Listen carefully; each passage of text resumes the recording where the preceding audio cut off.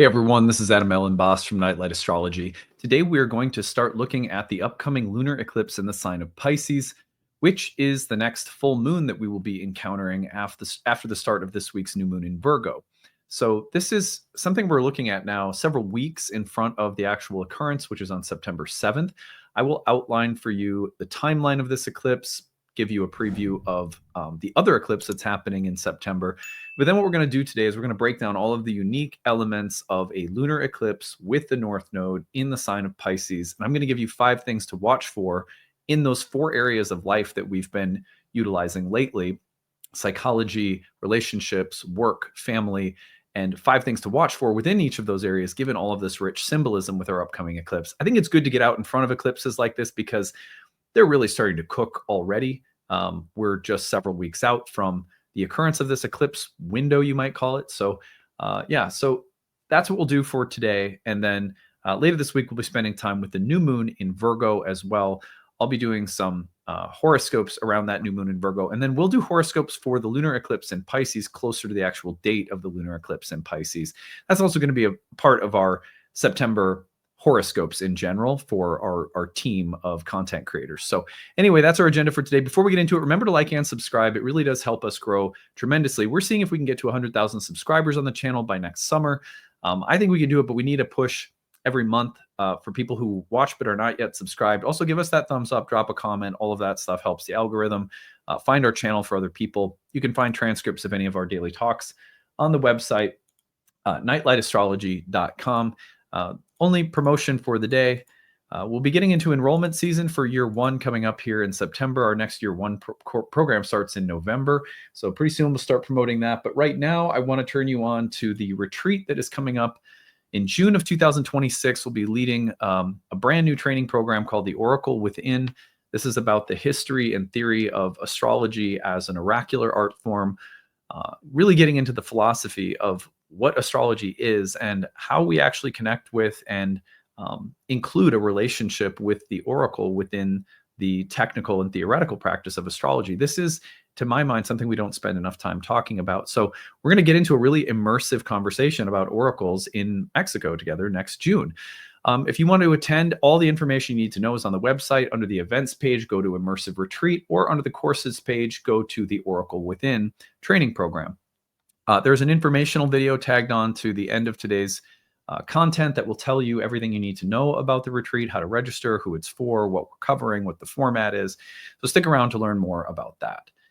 All right, on that note, let us now turn our attention to the real-time clock, where we're taking a look at this lunar eclipse in the sign of Pisces. So the lunar eclipse in Pisces happens on September 7th. Why talk about it today? Because it's coming up. If we go back to the start of the lunation cycle, the very beginning of this lunation cycle is taking place just at the end of this week.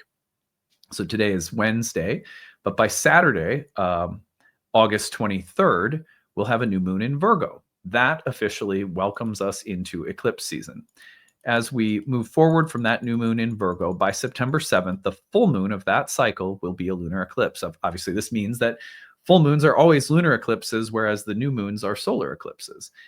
After that, if we go forward from that full moon, lunar eclipse on September 7th, we will then have a solar eclipse at the very last degree of Virgo here, September 21st. So September will thus feature 2 eclipses. And we get kind of 2 rare new moons in Virgo. So a lot of attention on that Virgo area of our birth chart. We'll be focusing our horoscopes for the month of September around that, and giving you a lot of things to watch for with the solar eclipse as well. Today, what I want to focus on is the first of the 2 eclipses, which we are about to experience in just a couple of weeks. As you guys know on my channel, I like to get out in front of things a bit.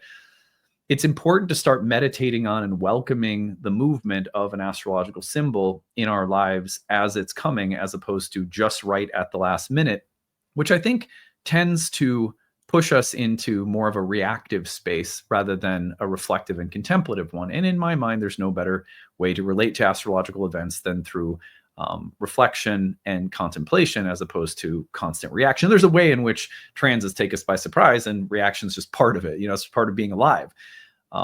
But I think it's good to meditate on these things in advance. So that's what we're going to do today. So as you guys know, there's been a way that I've enjoyed breaking things down lately that we're going to follow today. And that is going to be to look at my typical list of 5 things to watch for, but within 4 different spheres of life that correspond to the angular places in a birth chart. The internal psychological dynamics you could map onto the first house, just in an abstract archetypal manner. What's happening inside? What might an eclipse, a lunar eclipse in Pisces with the North Node bring on an internal psychological level? How about in the realm of love and relationships? How about career or work? How about family dynamics? That's our first, 7th, 10th, and 4th houses. So this is a good approach that I'm really enjoying taking this approach lately. Your feedback has been wonderful. So that's what we're going to do today. Now, I want to mention a few of the elements of the symbolism of this eclipse that play a role in the way I crafted these delineations. First and foremost, lunar eclipses, like full moons, are places of culmination, or you could think of it as like the fruiting. A very simple image is when a woman's become pregnant at the beginning, you don't see it because it's an invisible seeding point. But when her belly's nice and full and she's pretty much ready to give birth, the fruit is like ripe. It's time to deliver. So the full moon has this fullness that has history behind it. It has the sense of a cycle reaching a place of harvesting or fruiting or fullness or completion, or culmination is another word I like to use. And so a lunar eclipse brings that same monthly sense of culmination and fruiting to a more intense place. The reason for that is that we have the nodes of the moon aligned, an eclipse is taking place, and that means that this fruiting represents much longer, deeper cycles of activity and karma and soul history.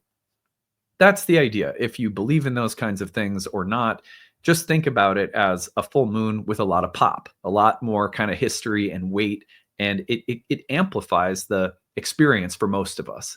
So that's the first way of thinking about a lunar eclipse. A lunar eclipse in the sign of Pisces thus brings Piscean themes, which we'll talk more about in a minute, to a state of fullness or fruiting or closure, culmination, etc. One of my teachers originally, Rebecca Gordon, said, think of lunar eclipses like doors that are closing. It's kind of like the finishing of something. I like that too. That's a good one. I've always resonated with that description that she gave when I was one of her students. She was my very first teacher, in fact. Love Rebecca. If you don't know her work, she's really cool. So that's part 1. But part 2 is that this is a lunar eclipse that is happening around the North Node in Pisces. Now, the way that I look at the North Node comes from traditional, ancient, Hellenistic, and Indian astrology, more so than evolutionary astrology. So some people in modern evolutionary astrology would look at that North Node as some indication as the direction the soul is supposed to be going in for the sake of further evolution and growth spiritually. That's fine. If you want to take it that direction, you could. The way that I take it is more rooted in the Indian understanding of Rahu, the name for the North Node, or the basic way that Hellenistic astrologers looked at the North Node, which is that it tends to amplify things, especially desires. So there is a parallel between the ancient, let's say, Vedic perspective of Rahu and the modern evolutionary perspective, which is that the North Node tends to amplify things that we want. Usually things that we want are clearly correlated to things that we have not yet experienced or not yet tasted or not yet explored.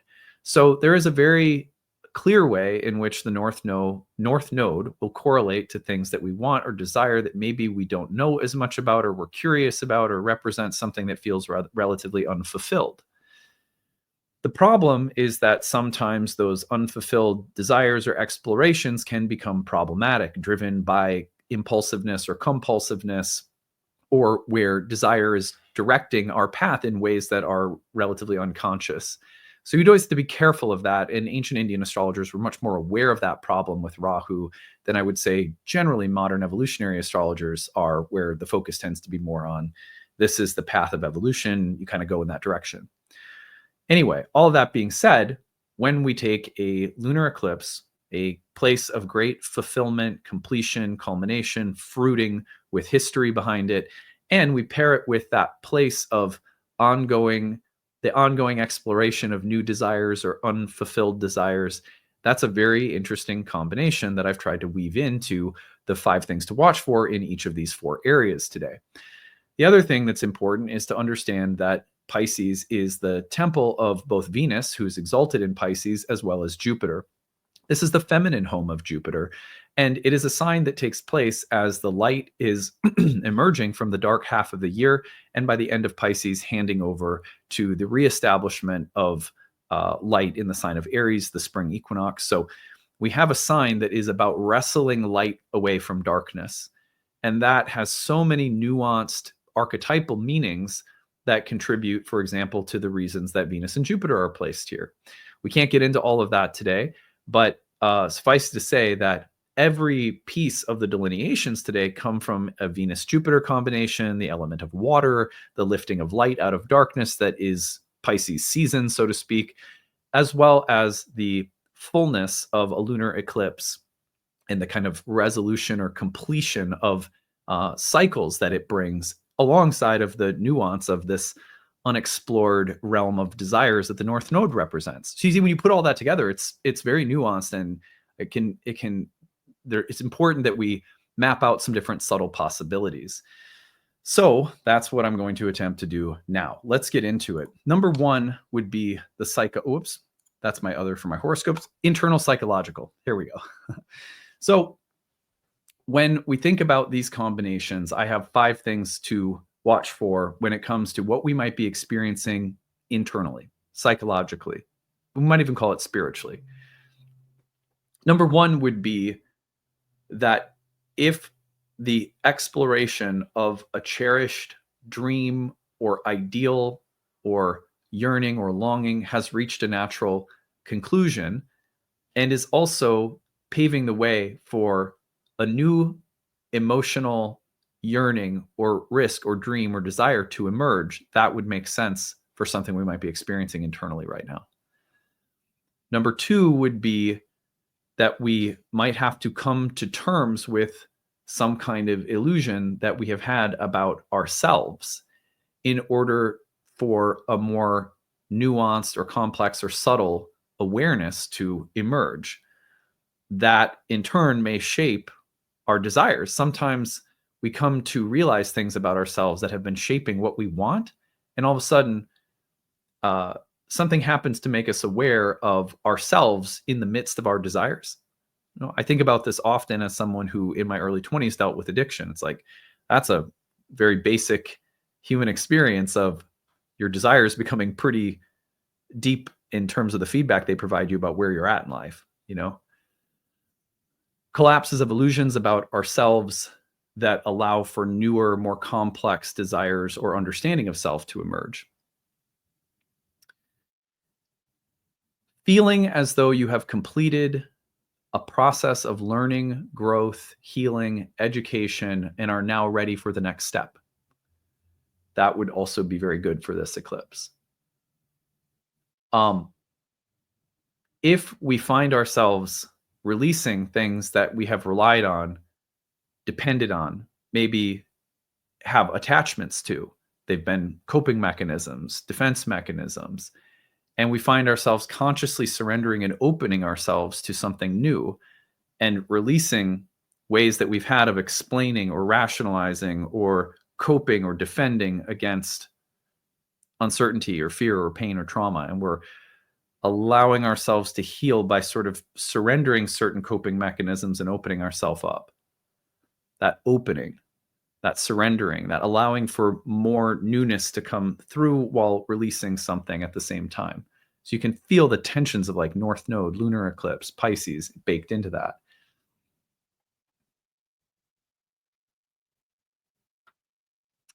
I would say that questions about forgiveness can become crucial during an eclipse like this. Redemption, renewal, healing is so tied to how we forgive and include difficult things in the redemptive story of our life. so many people who go through healing and therapy, it's not that you suddenly make every bad thing or difficult person into a hero, but you find a meaningful place for difficult things in a story as redemption and healing is taking place. That's a hallmark for many people of a healing process. I wouldn't be surprised to see something like that happening. Okay, well, those are 5 things to watch for on the psychological and interior level. Let's go to love and relationships.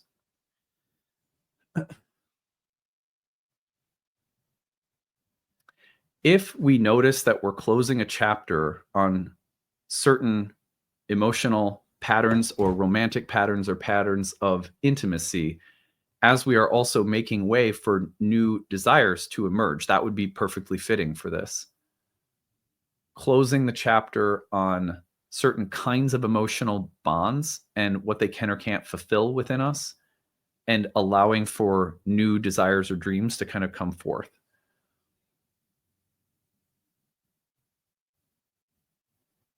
I would also say that finding that certain themes of emotional bonding and what they've done for us, what purpose they've served, that they're coming to a space of resolution and completion. And then there's a question about what the relationship can be moving forward. When I was young, I remember certain relationships where it felt like the person that I was dating, and there's a way that you're growing each other up, you're healing each other. And then all of a sudden, it might be that that's it. It served its purpose, and a future together is not necessary. And it's kind of bittersweet because both people sort of realize, we somehow fulfilled what we came here to do, and then you move on. And other times, I think in long-term relationships, you realize a phase of our soul's contract has completed itself. What does the next phase look like? I would watch for those things around love and relationships with this eclipse. I wonder about that theme of forgiveness and letting go and surrendering and meaning making in the process of healing within relationships. What are we allowing? What are we tolerating? What are we forgiving? What are we making room for? These are hallmarks of Venus, Jupiter in Pisces. And sometimes, like I have a friend who, partner went through addiction and then rehabilitation. Not surprising to see relationships end with that kind of thing. But sometimes a relationship says, okay, you've been to rock bottom. Now you're rehabilitating. How does this relationship take a next step? And how does the relationship become a safe space for one person or the other to go through a really difficult patch of healing? Can the relationship even do that? So moments of reconciliation, forgiveness, and does that facilitate a further evolution of the relationship, or does it mean that different relationships have to take its place? Idealization in relationships. There's a lot of romantic idealization in the sign of Pisces. A lunar eclipse can be about recognizing that you've projected, there's illusions, there's fantasies, and they're not rooted in what's real about one another. And does that understanding of what is real create a new possibility that's exciting, or does it pave the way for departures? Because you see how those tensions, lunar eclipse, north node, present these interesting possibilities like a fork in the road.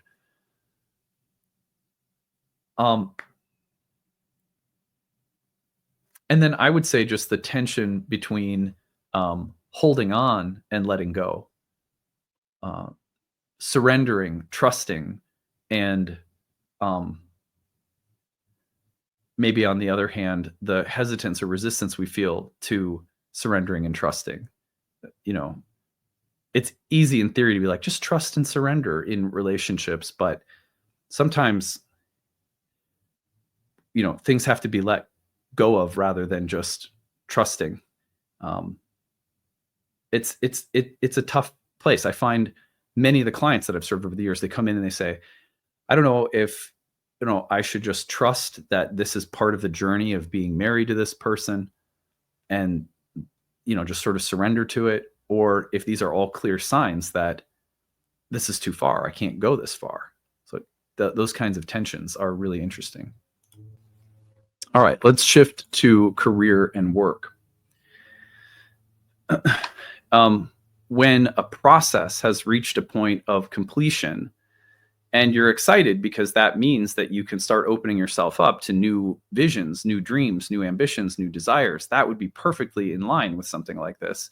Completion of one phase, one dream, one great emotional work that's been consuming. And now the emergence of something new can happen because there's been completion or closure, or there's a place of resolution being reached. Coming to terms with what's real versus what's fantasy in the workplace. Sometimes we imagine that a job will be like this or that, and then we reach a place where we realize it's just not fulfilling me in the way that I thought it was. And then a new desire can emerge because we've come to grips with the fantasy, the projected idealism. Number 3 would be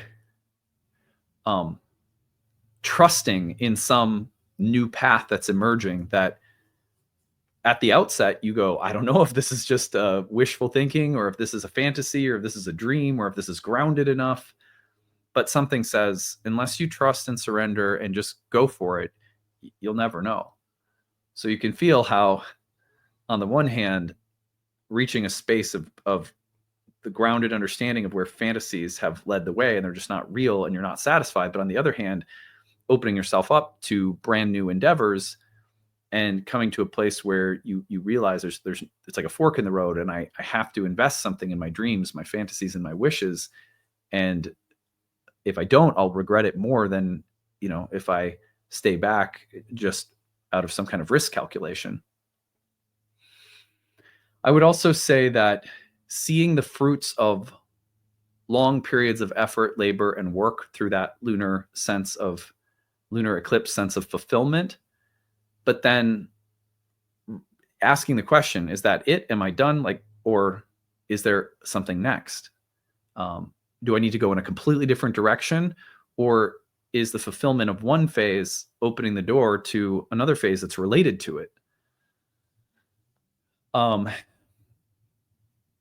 then asking yourself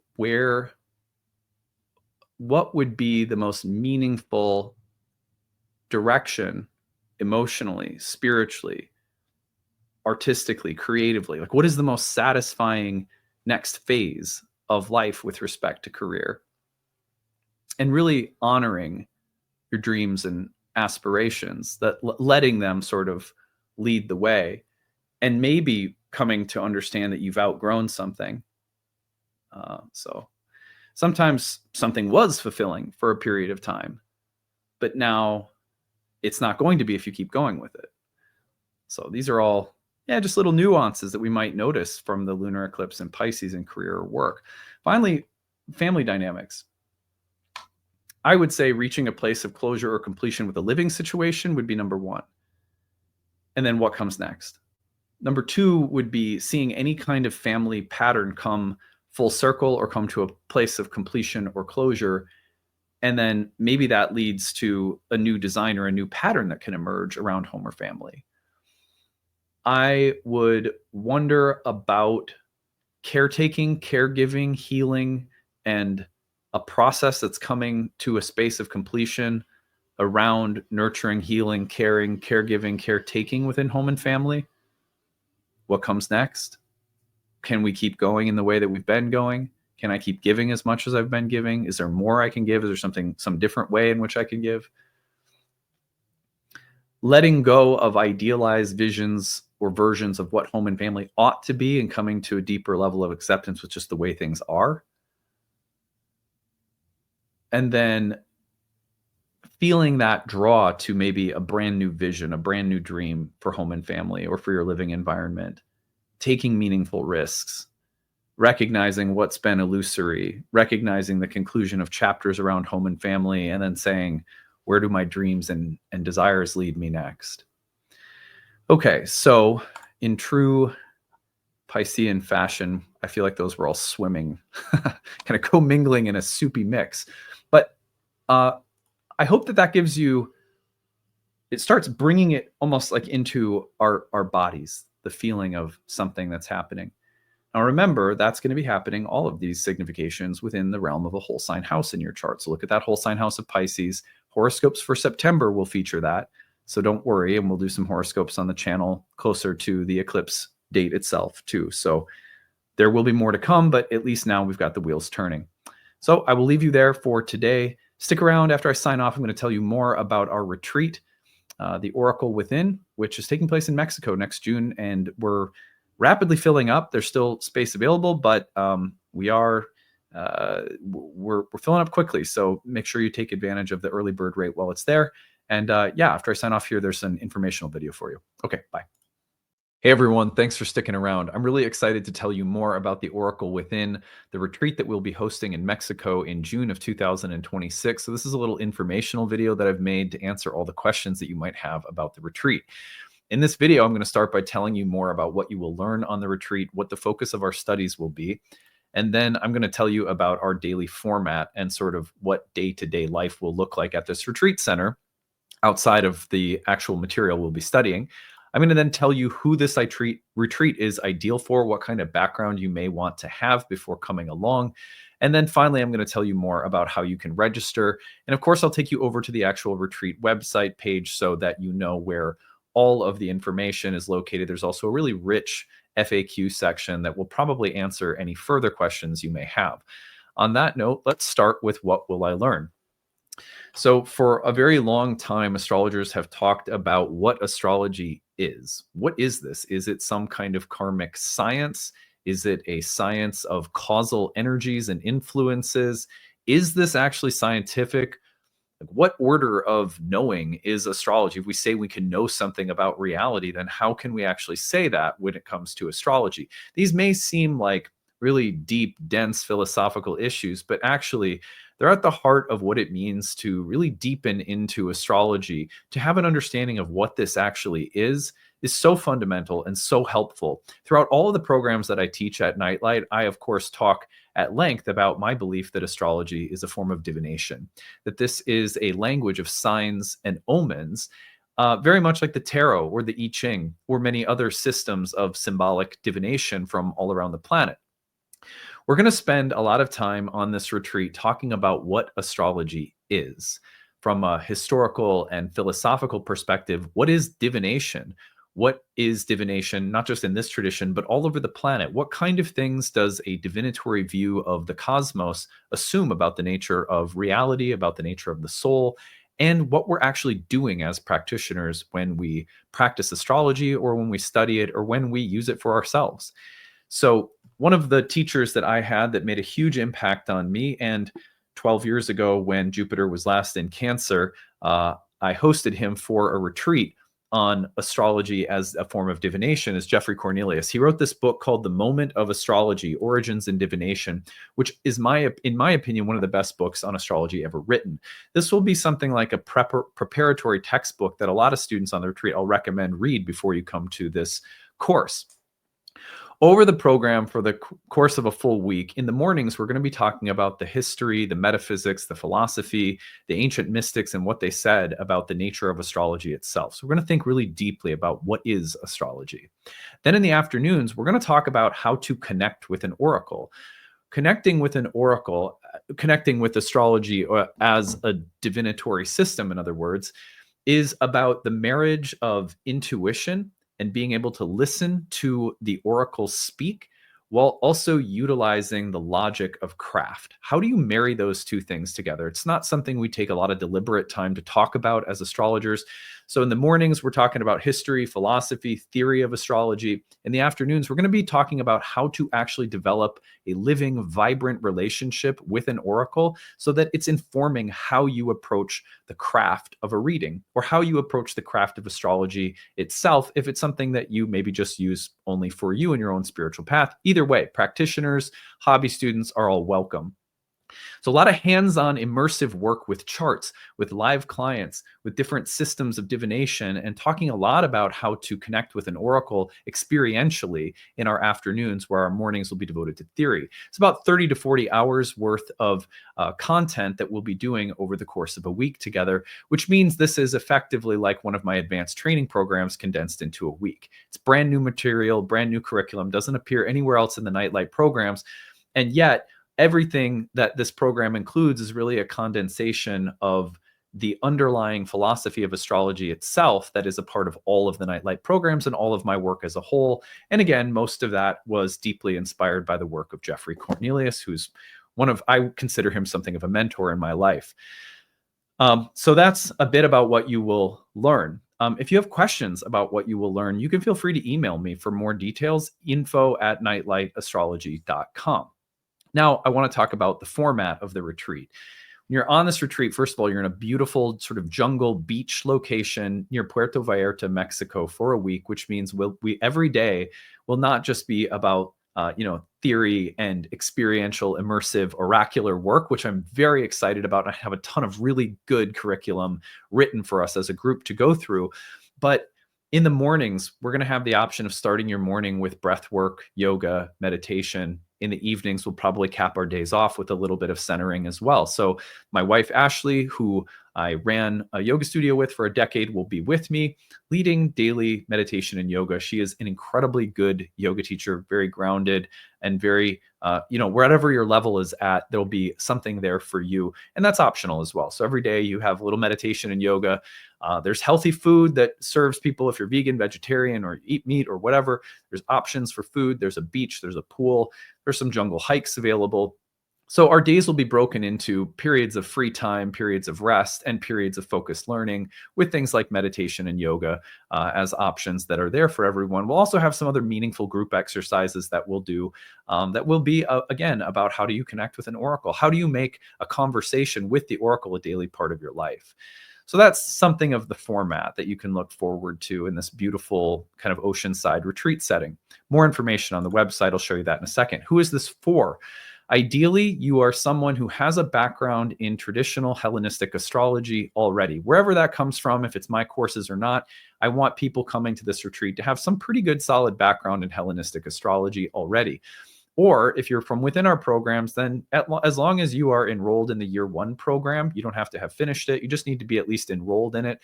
Then you would be more than welcome. Any alumni from any of our programs would be welcome. And again, people who have some serious background in traditional astrology already, just because I don't want people to come along with maybe a modern background, but zero understanding of Hellenistic. So that would be who I would recommend this for. Spaces are limited and we anticipate the retreat will fill up rather quickly. So I really recommend registering as soon as you can. You also have the early bird rates to help you save. Finally, how do I register? I'm going to take you over to the website and you will find that here, the website, you can find it under the events page. Go to Immersive Retreat, or under the courses, it's our new course called The Oracle Within. When you scroll down, you're going to see everything that the program includes, basically everything I've gone over, maybe a little bit more details and depth there, as well as a little personal note for me that I wrote about why this means so much to me. You'll learn more about Marta Jade, which is the beautiful retreat center. You can check it out. You're going to book through us. So you don't book through the retreat center, you book through us, and then we take care of it. At the bottom, you're going to find registration options that will be available starting on August 11th. That's today. Right now, as I'm looking at this, we don't have the prices listed yet. It's still kind of under construction. But at the bottom, you'll find different available options for registering. The different options will include different room options, and there's different. So if you want a private room versus maybe sharing a room with someone we'll assign you with that's part of the group, or maybe even a small group dorm room where there's like 5 people are sharing a room and you're comfortable being with other students on the trip, stuff like that. So there'll be some options there for everyone. There's an early bird rate that'll be in effect until October, saves you a little bit of money off the cost. And then also all of the different room options that are available at different price tiers depending on and they go first come first serve in terms of, like, so there's some ocean view rooms. The people who book first will get the best. We just go best available first and just run it like that. So Anyway, again, as you are looking over anything on the page, you have any questions, email us info@nightlightastrology.com. I hope that this has been helpful. I can't wait to have finally an immersive in-person training program in a beautiful location. It's nice to do things online, but I really love having in-person time available. And I know that you're going to also really enjoy working with Ashley during the evenings throughout the week. Ashley will also have some little workshops that she'll be offering as options for people that are part of your retreat package that will be on plant spirit medicine topics and how to use different plant teachers to work with different astrological signatures in the chart. You got a difficult Mars, work with this plant. You got a challenged Venus, try this plant. So there's going to be some really fun little add-ons around plant spirit medicine that Ashley, if you know her on my channel, she talks about plants often, will also lead. So anyway, that's it. That's your informational video. I hope that this was useful. Hope to see some of you on the retreat in Mexico next year. Take it easy, everyone.